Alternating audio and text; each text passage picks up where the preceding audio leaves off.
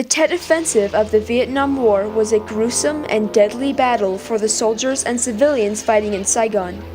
Over 10,000 miles away, in American news studios, the White House, and American living rooms, another war took place. Walter Cronkite's coverage of the Tet Offensive in America influenced the American public opinion and opposition to the war, shaping the actions of Lyndon B. Johnson and the government.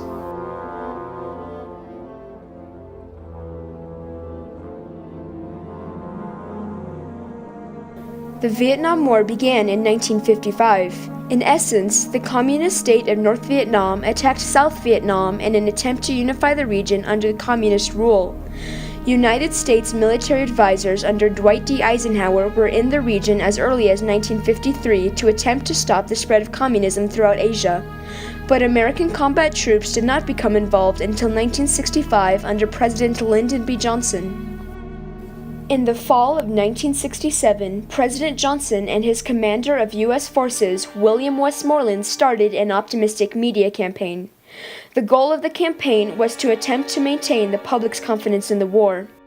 Reports coming back from our military and civilian authorities in Vietnam were all exceedingly optimistic about the progress that we were making in the war. In November 1967, President Johnson spoke with the press. We are making progress. We are pleased with the results that we're getting. We are inflicting greater losses than we're taking. Over the course of a month from this press conference, the percent of Americans who expressed confidence in Vietnam military policy rose from 61% to 74%. Despite the administration's optimism, General Westmoreland sent a cable on December 19th in which he noted the North Vietnamese would undertake an intensified countrywide effort, perhaps a maximum effort over a relatively short period. 2 days later, when President Johnson traveled to Australia, he spoke at a private meeting of the Australian cabinet about the impending attacks that were expected in Vietnam. Although President Johnson was aware of this upcoming military campaign, he gave no indication to the American public. Towards the end of January 1968, the South Vietnamese, North Vietnamese, and American troops established an interim ceasefire to celebrate the Tet Lunar New Year. However, a brutal military campaign was started in the early morning of January 30th by the troops of North Vietnam, breaking the ceasefire. The attack would later be called the Tet Offensive.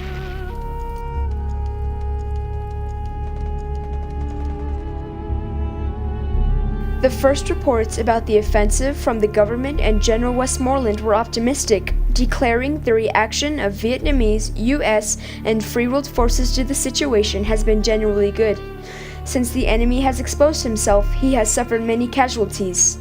In a press conference, President Johnson dismissed the North Vietnamese's achievements as a mere psychological victory as part of his ongoing public press campaign.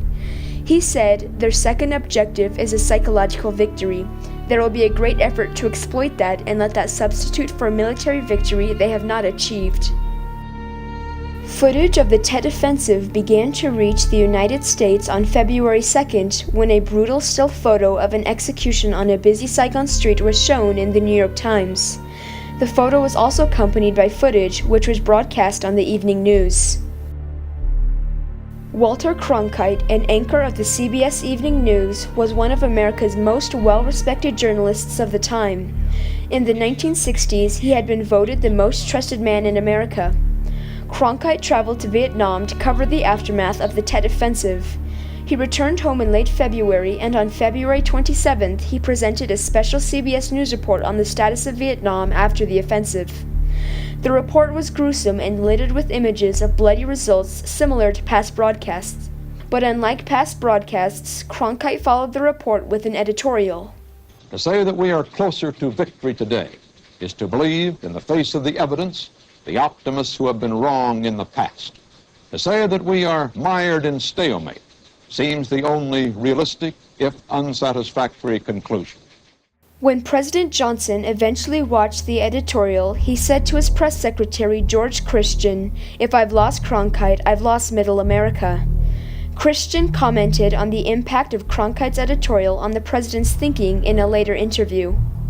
To reach the conclusion that Walter Cronkite, who was the most influential newsman in the country at the time, was now very strong in his belief that we should be moving out of Vietnam.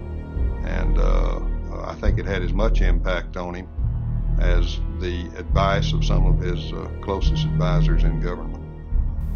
Christian later commented on Cronkite's editorial, saying, "When Walter returned from Vietnam, I think the reports disturbed a lot of people about the conduct of the war.